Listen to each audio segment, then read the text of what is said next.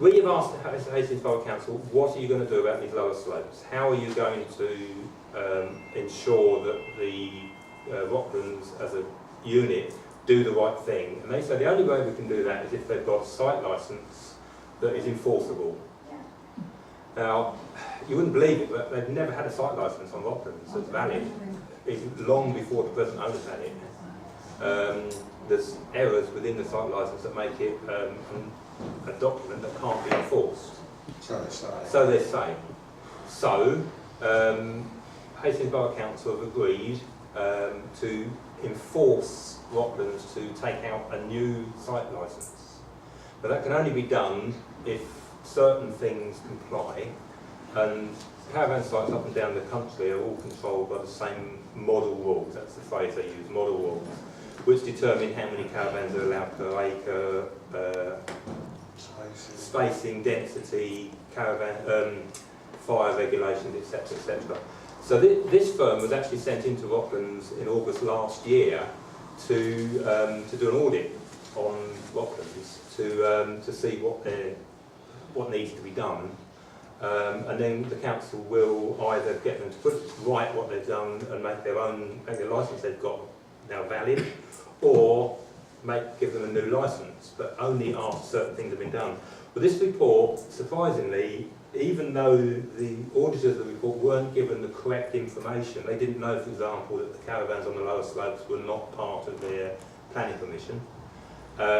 These guys went in and they'd done a really good report, and we take that after them. It's the best report at that time that we had seen from anybody that the Hastings Borough Council has commissioned. And I've literally just pulled a few things here. There's loads and loads of breaches of the site, but the biggest one that they say is a life safety issue is that the caravans are too close together. They didn't say there's too many caravans on site, per se, but they're too close together. If I'm a caravan and I catch fire, I've got to be contained within my own area so that the fire can't go to the next caravan. And depending upon whether you're a metal caravan or a wooden caravan, is whether it's 5 metres between the caravans or 6 metres or more. So a metal caravan, which these all are, the absolute minimum spacing that they're allowed by model rules is 5 metres between each caravan. I believe there were 28 incidences where the caravans were too close together. And they were told, without delay, the spacing requirements need to be sorted out without delay. Irrespective of the other things that may or may not be breach of a new licence, this will always be a breach of condition because these are the model rules. It says there without delay. The next one, landslides affect the lower part of the site. The stability of this and the surrounding area should be fully assessed by an expert surveyor or civil engineer. The land affected should be subject to remedial works and with the direction of an expert. Such works may include reinstatement or fencing off and exclusion of the site. This has all got to be done before and as soon as practicable. Yeah. Where the spacing is below 5 metres, the 3.5 metres, if you've got caravans in a circle and the corners are allowed to be 3.5 metres apart, but no flat surfaces are allowed to be closer than 5 metres. Where they're closer than 5 metres, the licence holder should rearrange caravans in order to assure that minimum spacing. Where this cannot be achieved, the number of caravans should be reduced. And there's loads and loads of other bits and pieces like that, but specifically this is a life safety issue that they were told to do, and they were told, they agreed, this was August 2014, yes, we will do this in our closed part of the season when all the owners disappear off for their winter holidays, and the site, they can do their site maintenance, and they'll move all the caravans around to comply between January and February 2015. We suggested that again, not be deferred pending a new application. It's got to be done. So they agreed that they do it. This Rocklands Caravan site agreed that they would move these caravans. They didn't, basically. This is from the Google Earth image of 2015, 20th of April 2015. That says 3.2 metres between those two caravans. That one there, 2.8 metres, 2.9 metres between the caravans. These images were taken in April, so there's a possibility that they did it outside the flood season and they've done it between between April the 20th and the 20th of July, when supposedly Hastings Borough Council went on site and measured every caravan and agreed that all the caravans are now okay. Now we can't believe that's happened, and it hasn't. There's somebody's telling Porky, somebody's got an elastic rule or whatever. Yes, Mr. Crawford's elastic rule. Mr. Crawford's elastic ruler. Mr. Crawford's gone, so we can use his name now. They do have elastic rulers. Now, I'm going to preempt a question from the floor here. Why are we worried about caravan space, and how is that going to affect the lower slopes, and how is it going to affect the land stability, etc.? The reason we're concerned is this is just one issue where the site licence is being breached openly under the nose of Hastings Borough Council, flagrantly, and Hastings Borough Council are not enforcing it. Now, if they're not going to enforce something that can be enforced and that can be done, that caravan there, what's to stop them moving that caravan across there? They could do it, but they won't. They're refusing to do it, and yet the council has accepted that they have done it.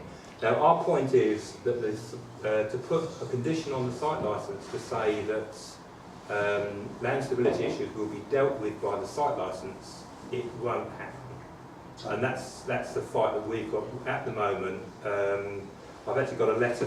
I've been trying to contact the environmental services people at Hastings within the last few weeks to get a statement to read out today. And I've asked, and I phoned up and spoke to the guy for an hour. We had quite a long chat. And I got a letter from him 2 days ago, 3 days ago, to say, as far as he's concerned, there isn't a problem with spacing issues, it's all been dealt with. But it hasn't. John? Well, when they put their list out originally, when the RH Environmental did the audit, they said there were 21 places. 21 was it? How many now? I surveyed it and I'm 41 now. John reckons by Google Earth image, Google Earth Pro is fairly precise, so you can put it on a big screen. John's computer screen is almost this big. And John's actually found 41 issues where the spacing is incorrect. They have moved a couple of caravans, but only a few. But what they have done, they've actually made it worse. Now, as I see, the only way that they can do that is to make a plan. Okay? I'm not going to go on too much about this anymore because it seems irrelevant, but it is relevant. Can I just say why this is so important? Sorry.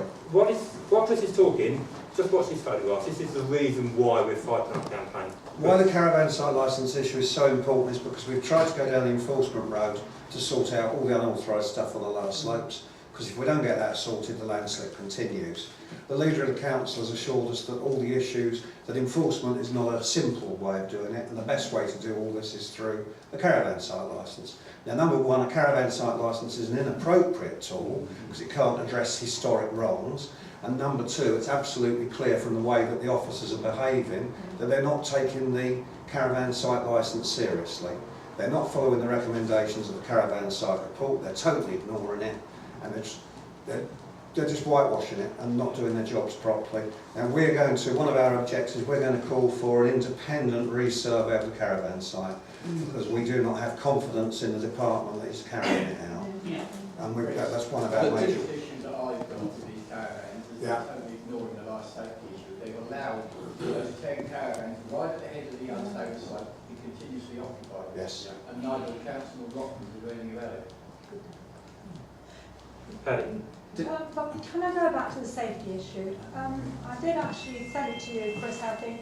There is an article here about solar farms. Now, basically, that is a solar farm on ground level, and it's highly dangerous. Yes. There's very high voltage going through it. This is a 10-page report that I got on the internet. And how they even consider letting them put that there anyway, when you've got children, okay, they say no one younger than 11, which I doubt. It's dangerous. It should be fenced off so no one can get to vandalise it, and it's not. So apart from the fact it shouldn't be there, it's a very dangerous installation. Not only the solar panels, but the lower slopes themselves should be fenced off.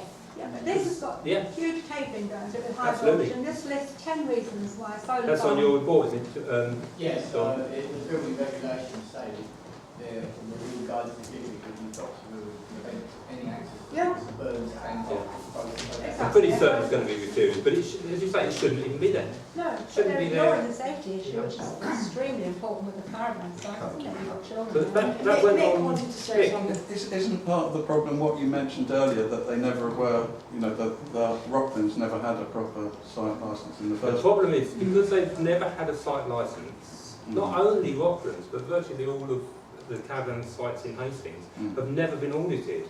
Hastings Borough Council just let people get on with it. It's not only Rocklands, it's the same with So is that Shearbarn, something it's the that, same with yeah, Cooney. so that's why you're forcing Yeah. a Well, we're making the point here that unless they can enforce that site licence conditions, putting a condition on to tell them to look after lower slopes is not going to work. It's not going to do what we're after. Now, I've gone way over time here. I think we all should thank Bob for that. Yeah. You now all understand how complicated it is. Councillor Atkins wanted to address the meeting. Do you want to come a second?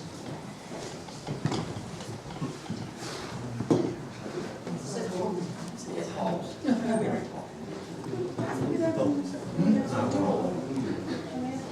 Yeah, good idea.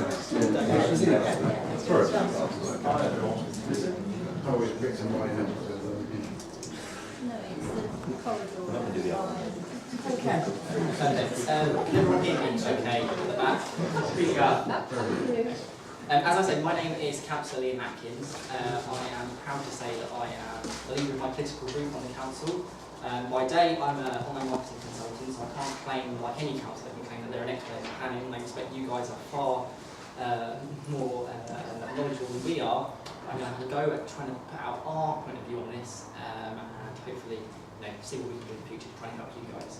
As I say, I'd firstly like to thank Lynn, Maggie, Chris, John, Bob and others for having me here. I'd like to take this opportunity to praise them for their efforts, as well as you guys, as campaigners, for your persistence and efforts, as you say, fighting this war, because it is a war at the moment. It's incredibly admirable to have such a large number of people genuinely caring about something, which is rare.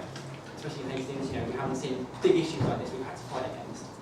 So, you're interested in preserving our town, and importantly, holding this council in the same way that I am hoping to do, holding this council to account. You may be surprised to learn that I had a meeting this week with council officers, as I normally do, and they warned me not to come here today.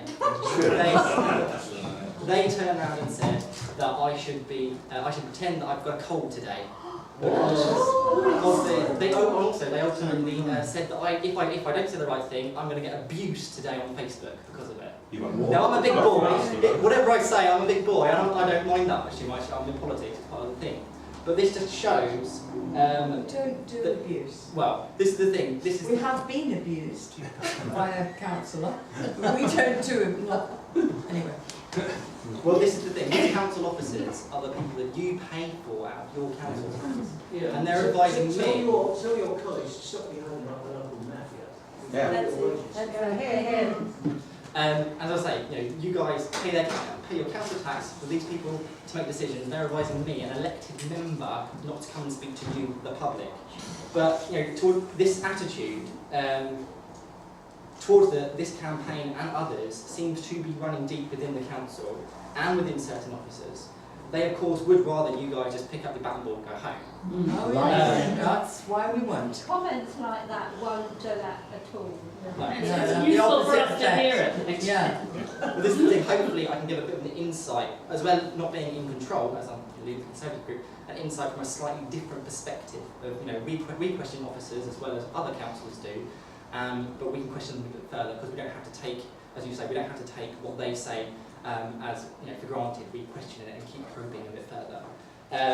But they openly admit that the council officers, they openly admit that they have done wrong, that mistakes have been made, but yet they complain about how much officer time you guys are taking up with those long letters and those emails. you know, and the point of the matter is you guys are quite rightly writing those emails in because they have admitted all these mistakes that they've made. All you're doing is holding them to account. They further complain about how morale is low in the planning department because of the stream of emails that are constantly coming through. And you know, all I can say is, it is their doing. They did this. Had they dealt with this in the first place in an efficient way, openly as well, they wouldn't be here. I wouldn't be here, you wouldn't be here, and that wouldn't be there. So, you know, I appreciate we've already discussed some of the main issues. So I just want to jump straight to part of it. In Hastings Borough Council's corporate plan, this is the plan that they run the council by, and it's how they measure success at the end of the day. They say under environmental sustainability that they will be maintaining high quality green spaces at all times. Now it's interesting when you've got green spaces and pathways closed off. They're not doing their job, and they're not doing meeting the criteria that they set out in the first place as a measurement of success for themselves. Further to this, they, you know, given their love of the country park and their corporate plan aims, they have still failed to act appropriately. When it comes to the landslips, officers have openly said, as I had on Wednesday, well, it's going to happen anyway. You know, so therefore you shouldn't be doing anything. You know, you should be pushing for it. It's going to happen anyway. So, you know, and again, ignoring any human actions that may have taken place and made this happen. I mean, I did 10 years ago. I was at school. I did my geography GCSE, and even I know, with my tiny amount of knowledge, that our human actions and what has happened up there has caused these landslip issues. But they're just ignoring it. Hastings Borough Council continues to ignore the facts and fail to urge Rocklands to do something about the landslip issue. We will, of course, all wait to see what the terms of the new licensing agreement will be, as I said, but we hold our breath and we're not going to see anything. I can't imagine. You know, they've openly said, well, it's a money issue, we can't enforce it, so we will wait and see. But you know, I'm with you guys on that. That inspections report said what we should be doing, the council won't be listening. On the proximity of the caravans, I took up that issue again with Mike. He's ultimately saying that you guys are just plain wrong, you're completely wrong, Google's wrong. Google's wrong, and further to that, you know, okay, well, you know, Google's wrong. So I asked, could we as councillors, because obviously you guys, they won't allow campaigners up with gilliards and won't allow that, but could we as elected members go up there and go with you? You tell us what we need to look out for in terms of spacing.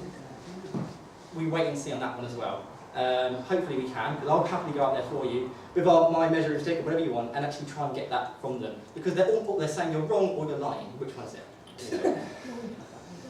So, you know, it brings me to the thrust of my argument, which is the safety issue. With the caravans and the sites simply not being safe, and with the drainage issues that you pointed out before, who knows when another landslip could happen. Now, local councillors, the council officers ought to be doing everything they can. They ought to be banging on every door they possibly can within the council to try and get a solution, to get the planning department and enforcement officers to do something, and also questioning the often very vague responses that council officers are giving. As I say, safety is our #1 priority. The council must be doing more. They need to be seen as acting instead of what they're doing right now, which is holding their hands up. You know, the decision of the main house is out of our control now, and any measures to fix the landslip, you know, or carry out geotechnical surveys, it's up to the Rocklands owners. It's not our responsibility. You know, they ought to be doing more. As we saw before, other councils in other areas have been able to take other businesses, other caravan parks to court over the health and safety issues that they've had there, and you know, force them to take action to fix the landslips in those areas. They can do this here. It's not hard. So that's where we are now. Looking to the future, lessons have to be learned no matter what happens. And especially in Hastings, and from my point of view, we need to be looking at getting a planning department that works for us and for you, the taxpayer of Hastings. So my group and I are going to be setting out 2 key things. Some of them have been mentioned already, but I'll go over them again. We are calling for a fundamental review of how planning applications are dealt with by the council. This is an internal review. Our planning service needs a shake-up, so when it comes to allowing so many retrospective planning applications, without this shake-up, the planning service risks even further damaging relations between them and you guys, local businesses, local residents. And also, without a further review, it risks making even more mistakes. The review should learn from other councils with different delivery models. We need to do a lot more to cut costs and increase efficiencies, moving from a bloated planning department that makes so many mistakes to a streamlined and efficient service. On the back of this, I believe it was mentioned at the back over there, on the back of this one and other planning decisions or issues around the town, in my neck of the woods, my ward is Conquest Ward, so it's a little ridge around on the ridge. Queensway Gateway is a massive issue for them lot. And obviously there's been issues with that, with this council and with this planning department. And because of this, we should be pushing for a full public inquiry into Hastings Borough Council's planning department. Now, Anne Burrard, our MP, has received a small number of requests from members in this room, for example, for requesting her help to try and get a full inquiry into this. But she can only do so much, which is why it's time for us, in my group, and you guys, to step up a gear, giving her the ammo and the numbers, which is key, to take this issue right to the top. So given the views expressed here, and given the predetermined views given by the officers advising me not to come here, as we touched upon slightly earlier, we just can't ascertain their impartiality on this issue. And so, we must go to the Department of Communities and Local Government to put in place an independent agency to review what has happened here in Hastings, make recommendations, and ultimately take all the decisions relating to this out of their hands. Yay.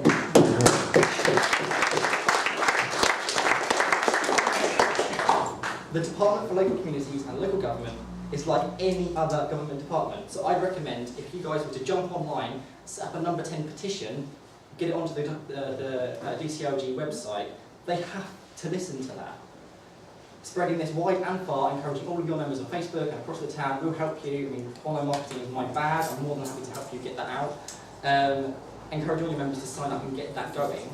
Couple this with officially getting this campaign group on the DCLG website as a campaign. With that, in terms of sheer numbers, with that and the momentum that it will bring, it's difficult for the Secretary of State, Eric Pickles, and for the local council to actually ignore that. You can't just ignore numbers like that. What sort of numbers do you think we need? It's only a small number gets taken seriously up on there. There's a few hundred just need to start off with, and they'll start to listen. So I mean, I don't know how many members you have here as members of the campaign group, but trying to get all of them. What, 1,000, didn't we? Well, that's huge. Yeah, That's huge. 500. 1,300. 1,300. Oh, depends what But again, it doesn't have to be a huge amount for them to have to listen. And then, I mean, Amber's not actually had that yet. So if we can, with this group, get that together, give it to her, give her the numbers so she can then find on your behalf, it's really useful. Can I just ask a question there? Amber had written to Eric Pickles, hadn't she, before? Yeah. Did she get the response from Eric Pickles? It was turned down because of the amount, I think it was 5 requests, something like that. If you've got 1,000 requests asking for it, it's going to get listened to. This kind of thing. So, lastly, as many of you know, or may know, councillors, like myself, we can, before full council, we can ask any question of the council and the league members that we like, something that's to do with Hastings.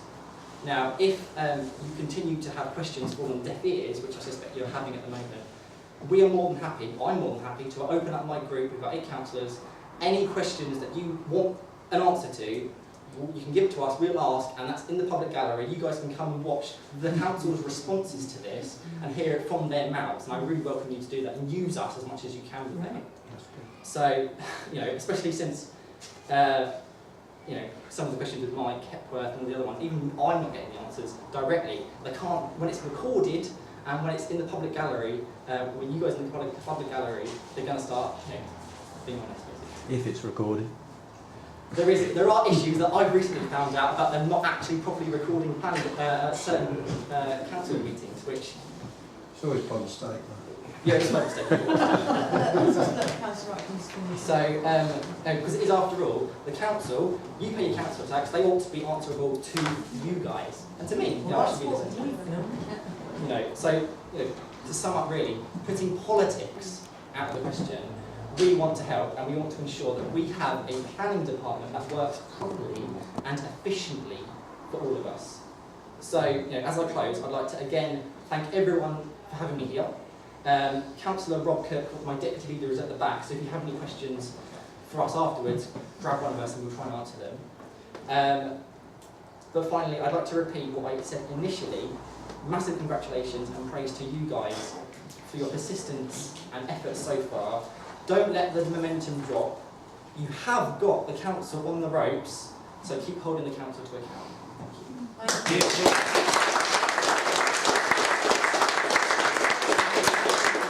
Alistair wanted to say something.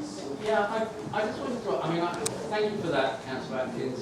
It's great to know that there are councillors like Don't you leave who without making a also donation. recognise that the local planning department has had great many faults, a great deal of independent assessment in order to repair and improve its processes. But I'm wondering what you were actually able and indeed willing to do to start the reparation work which needs to be done for the actual physical site. It's one thing to oversee the changes that are needed to a planning authority, but the really urgent thing is the work that is needed to be done over the country park and over Ecclesbourne Glen in particular. I have one other, therefore, final question, which is, do you really think that this council is the fit body to be overseeing the administration and management of a country park? I do not feel so. So, on your first issue, I think that it's every councillor, right to all of us as councillors. You know, we started getting a lot of this stuff, but I think it might have built a lot now. Right to all of us, because it's our job to press the council and to ensure that we get proper, to get the licensing part of that right. Because if you get everything in the license, in the caravan license, then it's going to be sorted, hopefully. At least with the landslides and that kind of thing. Secondly, I don't feel that the council is doing a good job of perhaps running the council park. I don't think, and on your question, I agree with you. In other areas of the town, we're having more, the Coombe Valley Country Park, the other side, isn't run entirely by the council. And we'll see what happens with that, with a special interest company. But I expect, because it's not run by the council and it's not bloated, as I say, it will be run better, more efficiently, which is always what we're trying to do. So I would try and push so that to ensure that that the country park is at some point perhaps managed like that. Could I ask you a question? Yeah. Do you not see a problem coming through the political enfranchisement of a kind of pro-development stance continually by your own government, the Tory government, that has contributed to this situation? And I think that's a political discussion. No, but he's a politician. We would like to keep it separate, and Councillor Atkins did specifically say. Why would you like to keep it separate? I don't understand why you personally. Would you try to be? It's a question for a politician. It's a separate issue. Well, if I just jump in there really quickly, I mean, I don't necessarily agree with you. I think this is something slightly different. And we have got other... Yeah, but there are national laws that affect the behaviour of councils. No. Hastings Borough Council's got their own agenda. The government sets the criteria, but Hastings Borough Council does not follow it. And this is the thing, the council doesn't have to accept all the retrospective planning applications. No, I said, can you see a problem going forward? That was the problem. I don't see a problem going forward. I think they've got Freemasons in the national government just the same as they have in the local government. Thank you. Thank you, Madam Chair.